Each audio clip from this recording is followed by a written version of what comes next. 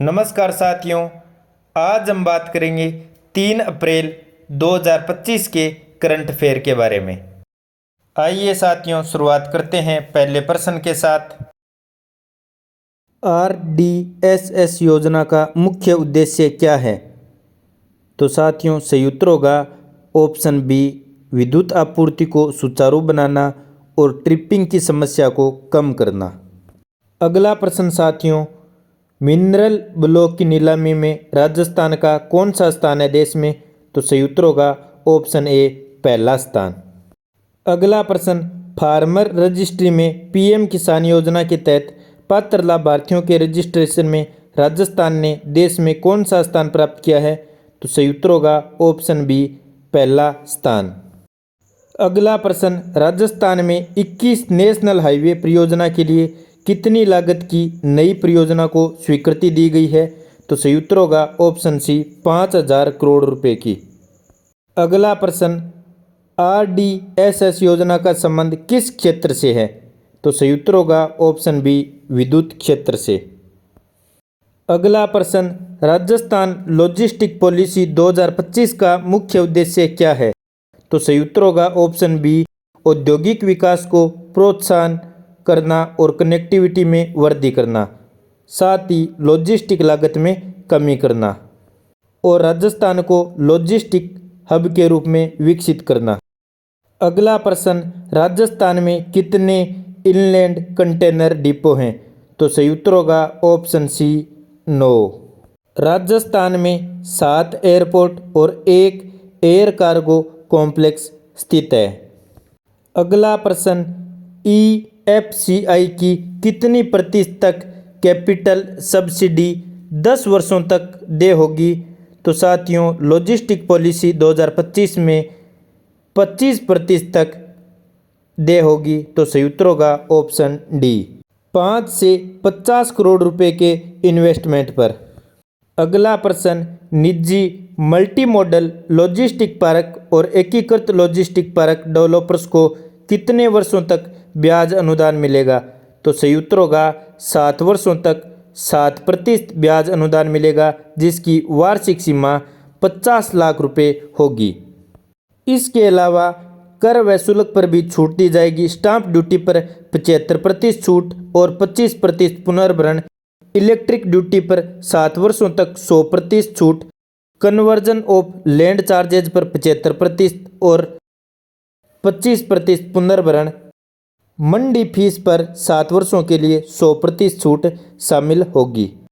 अगला प्रश्न, लॉजिस्टिक नीति 2025 के तहत इलेक्ट्रिक ड्यूटी पर कितने वर्षों तक 100% छूट दी जाएगी? तो सही उत्तर होगा ऑप्शन सी, 7 वर्षों तक। अगला प्रश्न, लॉजिस्टिक नीति के तहत ट्रक ट्रैकिंग उपकरणों की लागत पर प्रति ट्रक कितनी राशि तक पुनर्भरण की सुविधा उपलब्ध है? तो सही उत्तर है बी, 2,000 रुपये तक। और कितना पुनर्भरण है? 50% का। दक्षता एवं प्रशिक्षण को प्रोत्साहित करने के लिए कार्मिक प्रशिक्षण की कुल लागत का 50% पुनर्भरण, अधिकतम 4,000 रुपये प्रति वर्कर प्रति माह है। 6 माह तक का प्रावधान लॉजिस्टिक नीति 2025 में शामिल किया गया है। लॉजिस्टिक प्रबंधन सॉफ्टवेयर के प्रति इंस्टॉलेशन पर 2 लाख रुपये तक 50% पुनर्भरण और फायर डिटेक्शन सिस्टम की लागत पर 20%, अधिकतम 10 लाख रुपये एक मुश्त पुनर्भरण की सुविधा उपलब्ध होगी। अगला प्रश्न, पर्यावरण संरक्षण को बढ़ावा देने के लिए लॉजिस्टिक नीति 2025 में हरित प्रोत्साहन की अधिकतम राशि कितनी होगी? तो सही उत्तर होगा ऑप्शन बी, 12.5 करोड़ रुपए। आगामी औद्योगिक क्षेत्रों में 10% भूमि लॉजिस्टिक सुविधा के लिए आरक्षित होगी। इतनी भूमि रिको में 10 एकड़ अधिकतम या 10% आवंटन योग्य भूमि लॉजिस्टिक सुविधाओं के लिए आरक्षित होगी। अगला प्रश्न, राज्य सरकार ने अब तक नई आर्थिक नीतियों के तहत कितनी नई नीतियां लागू की हैं? तो सही उत्तर होगा ऑप्शन डी, 13। आप इन 13 नीतियों को पॉज करके देख सकते हैं कौन कौन सी नई नीति लागू की है। अगला प्रश्न, राजस्थान लॉजिस्टिक पॉलिसी 2025 के तहत कौन कौन सी सुविधाएं विकसित की जाएंगी? तो सही उत्तर होगा option A warehouse, silo, cold storage, inland container depot. अगला प्रश्न, राजस्थान में लॉजिस्टिक क्षेत्र को बढ़ावा देने के लिए नई नीति के तहत कितने प्रतिशत की छूट दी जाएगी? तो सही ऑप्शन होगा ऑप्शन सी 75%। अगला प्रश्न, लॉजिस्टिक सेक्टर में तकनीकी उन्नयन हेतु लॉजिस्टिक प्रबंधन सॉफ्टवेयर की प्रति इंस्टॉलेशन लागत पर कितनी राशि तक पुनर्भरण दिया जाएगा? यानी 2 लाख रुपए तक 50% पुनर्भरण यानी 1 लाख रुपए दिए जाएंगे। इसका सही उत्तर क्या होगा? ऑप्शन बी 2 लाख रुपए। अगला प्रश्न, लॉजिस्टिक नीति के तहत मंडी फीस पर कितने वर्षों तक 100% छूट दी जाएगी? तो सही ऑप्शन है ऑप्शन सी 7 वर्षों तक। अगला प्रश्न, नई लॉजिस्टिक नीति 2025 के अनुसार लॉजिस्टिक क्षेत्र में युवाओं को प्रशिक्षित करने के लिए सरकार द्वारा प्रति माह प्रति वर्कर कितने रुपए का पुनर्भरण दिया जाएगा?